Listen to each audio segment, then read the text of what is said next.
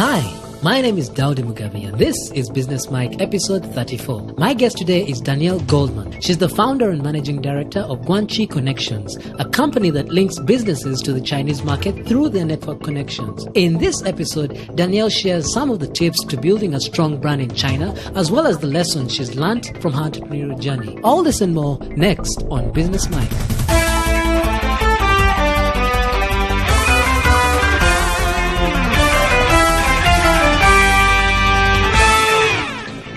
Thank you so much, Danielle, for joining us today on Business Mike. Could you just briefly tell us a bit more about yourself and what you do?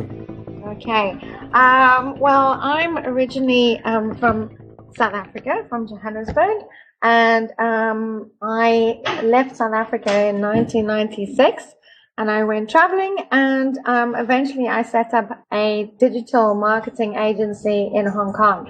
So I was living in Hong Kong for 8 years. And prior to that in China, in Shanghai for 2 years. And as a digital marketing agency, obviously we were handling designs, strategies on how to obviously market their brands, market their products or services across to Hong Kong as well as to China. So be it through, the web, mobile apps or social media, whatever. We also, my background is public relations, so we would do obviously all the press releases, press conferences, for any new product or service that wanted to gain traction in Asia, or shall I say in China, as well as handling big events for major clients, corporate clients. Right. So that's very curious because you mentioned that you were doing PR before starting Guanxi Connections. So how did you make the transition from PR to Guanxi Connections, and why did you start that business in particular? What compelled you to start a business like that in China? Okay. Daudi, I was living in Hong Kong for a few years, and I was basically head of PR and marketing for a few international companies in Hong Kong. And I realized that I wanted to build my own company whereby I could offer more of a concierge service. What I found in Asia was that a lot of clients didn't have the available ways of trying to implement their brands and services across to Asia. They would either have to go to a PR company or to an event company or to an advertising company, and none of them would actually communicate with each other. So being the only concierge company in Hong Kong, it was easier just to take on a client, find out what was their objective, and then obviously be the team that would work with their objective and handle every aspect. So coming from the PR side of things, it was easier just to fuse the PR, the marketing, the events, the design, even the production, anything else, because it was just being able to be creative, and that's something that I really, really like. Right. So what does Guanxi mean? Because your company is called Guanxi Connections. And who is your target market? What sort of clients are you looking out for? Well, here in Africa, Guanxi is a Chinese word. I speak Chinese, obviously, because I've lived in China for 10 years. Guanxi is all about who you know in Asia. And if you would like to obviously gain traction in China, if you don't know the right people, you cannot proceed. It's impossible to do it. And the only English word I can come up with was connection. So it was, if you happen to mention Guanxi to anyone who's Chinese, they will know exactly what you're talking about. And if I had to literally translate it, it would be, who you know and what you know about what they do. It's something like, if you want to do anything in China, if you want to get a husband, you need to have Guanxi. If you want to get a house, you need to have Guanxi. That's how it works. That's what it represents.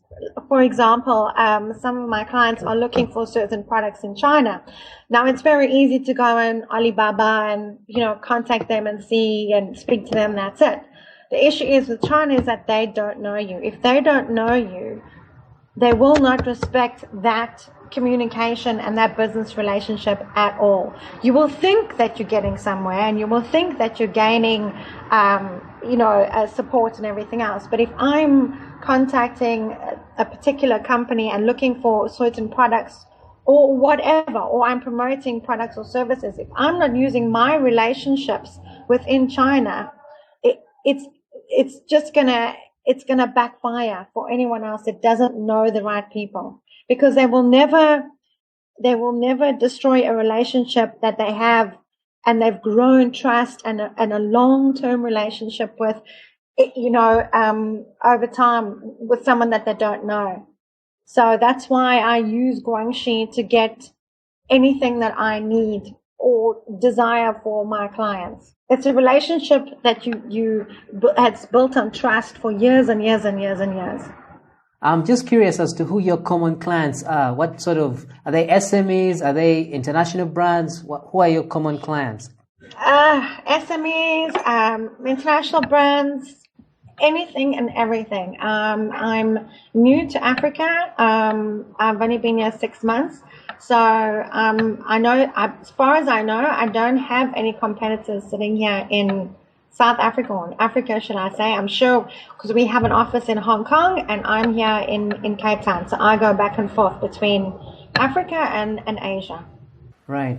And having lived in China in particular for quite some time, what would you say is the difference between the entrepreneurial landscape over there versus, say, Africa? What's the entrepreneurial mindset like in China? Okay. Dowdy, the Chinese are very different. They're very hardworking. They work 24/7. They work mostly 6 days, mostly evenings as well. It's very common practice. So they're harder working than Africans for sure. They also don't expect much. Whereas I notice here in Africa, it's more like, I will do this for you, but what are you going to do for me? Whereas in China, if you an employee per se, there is no such thing. The hierarchy is very statutory, in the sense that you do not communicate with your employers. They are a level above you, and that's it. The respect is there, and that all you do is work. The issue is with China, when it comes to entrepreneurs, they're very much, because you can imagine there's billions of people. So there's only very few that can actually, that will think outside the box. They generally like to follow everyone else. It's quite difficult to try and be an entrepreneur there, but when they do decide to do it, when they have the inkling that this is what they want to do, more than likely they are to succeed, because they're very hard workers. They just don't stop. It's 24/7. You're living in China, the city's 24/7. Nothing closes, ever.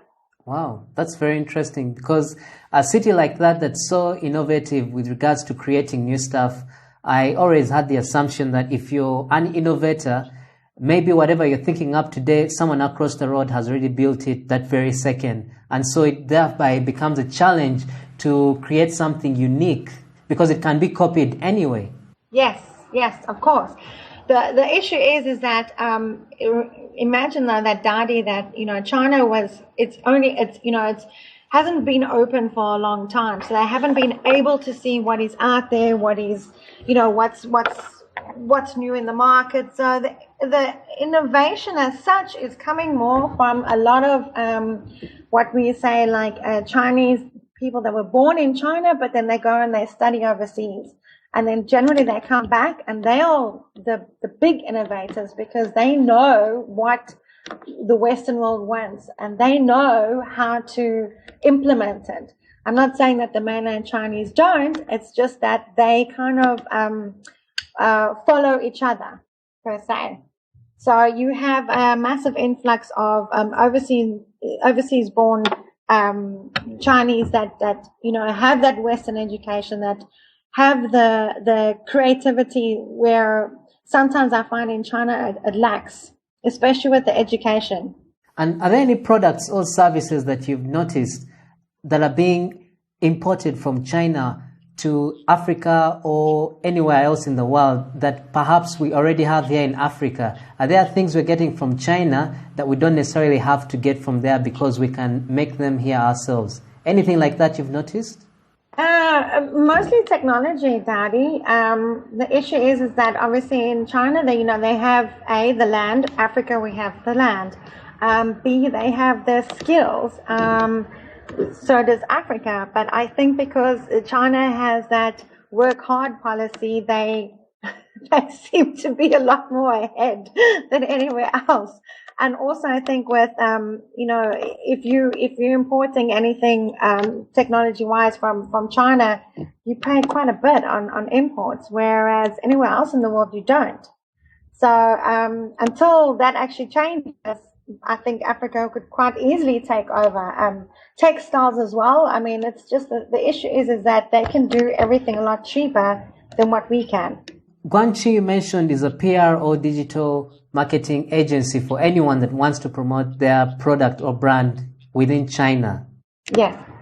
I'll go back to exactly what Guanxi represents. Guanxi represents relationships. It has taken me, Dowdy, 6 years to build a name in China.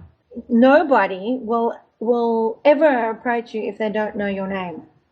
Likely so, they don't know your brand, that no one has referred you. They are generally very, a little bit, shall I say, intolerant of new brands, new companies, unless they don't have a relationship behind it. For me, being here and having a foot in China is that it's great, whereas I have my team that sits there. I know exactly what's going on. They are my ears, my eyes. They can handle everything for me, handle the negotiations, check the factories, see how legit any of the companies are, also as well as checking the competitors. If I don't have that, then I don't have a business that can run fluidly at all. So the benefit you offer customers being in China is the ease of penetration into the market based on your Guanxi, your connections. Yeah. If I had to say to a client, if they say, well, we can just go on Alibaba and we can find this, and ideally they're trying to source a product, correct? And they can just go on Alibaba or Global Sources or whatever, and I say, yeah, that's fine, that's no problem. In the short run, it will be fine, but in the long run, it won't. At the end of the day, I know how they work. I communicate with them. I've been there 10 years, and every product that goes past Chinese eyes or hands, they will put a profit on. So by the time it gets back to you, it's the highest price you're going to pay for it. Let alone in the end, whereby you are, obviously buying in bulk, you will find that the quality will drop extremely. You cannot believe how much the quality will drop. And of course you will have, a few dud products, things like that happen all the time. So if you don't have a team that's constantly checking and that's working for the clients here, you're just not going to win.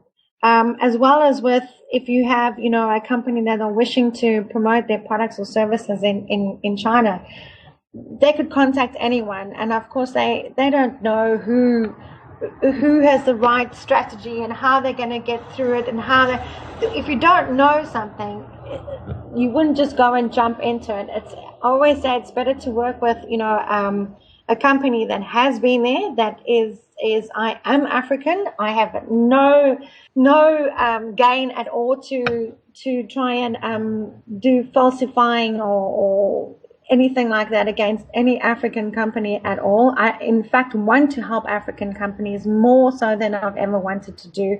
And I'd actually prefer to be able to get more African products over to China than anything else. That is my goal. But at the moment, it's early days, so I'm trying my best to do both ways and be the bridge across to Asia.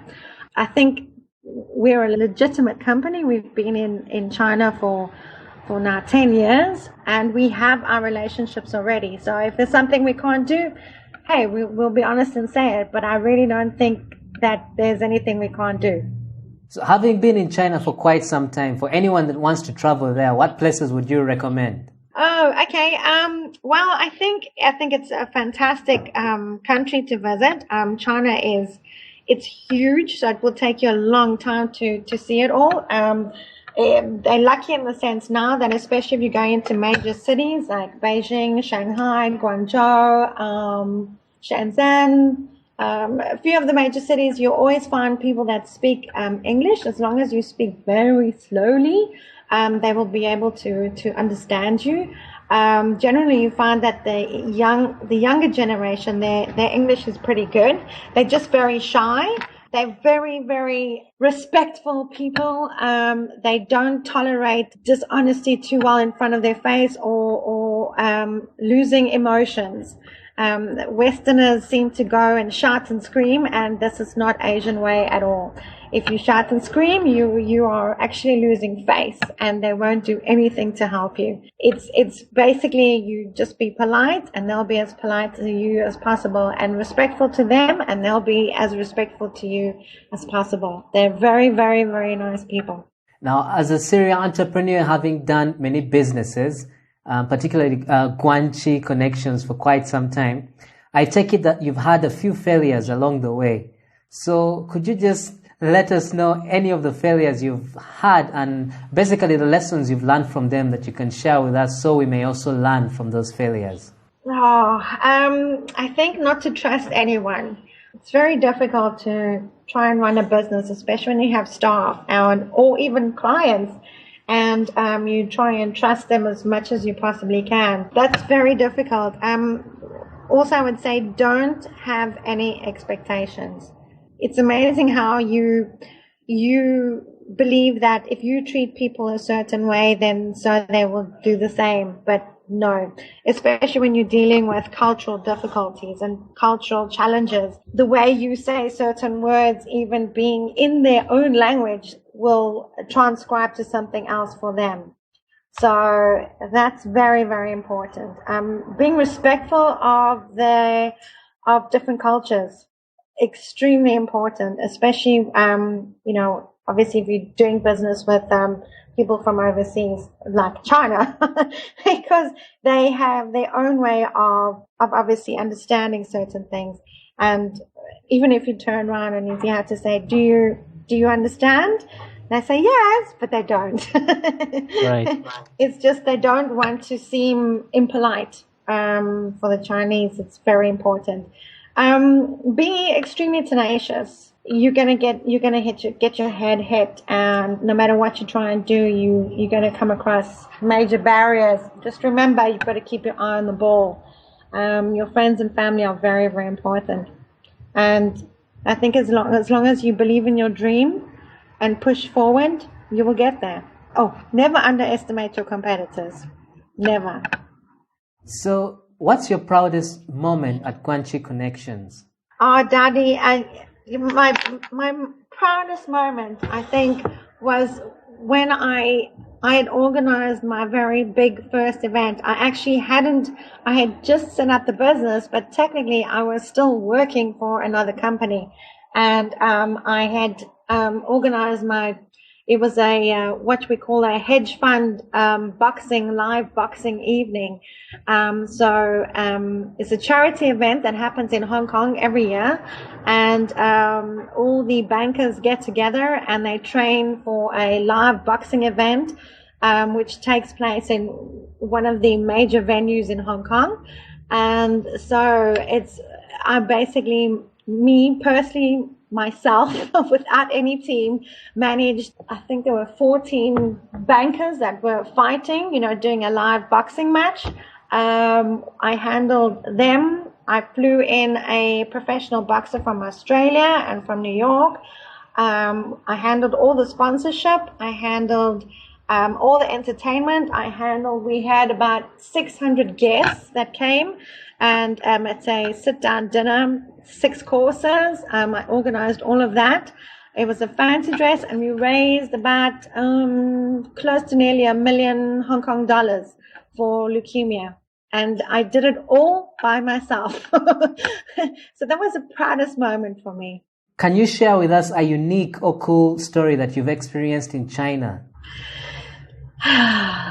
I so thought about this one, Daddy.